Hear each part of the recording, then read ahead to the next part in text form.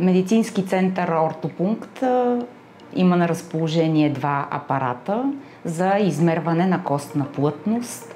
В момента аз ви показвам един от апаратите. Това е последно поколение Dexum Osteosist.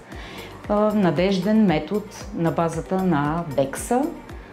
Това е двойно абсорбционна дензитометрия, благодарение на която можем да измерим костна плътност на пациента и да отхвърлим или да признаем съществуването на намаляване на костната плътност и доказване съответно на заболяването остеопороза.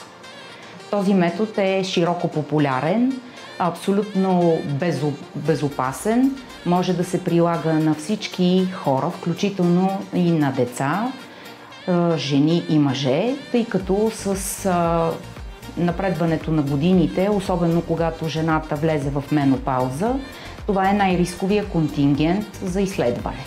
Това е най-точният и достоверен метод за доказване или отхвърляне на остеопороза.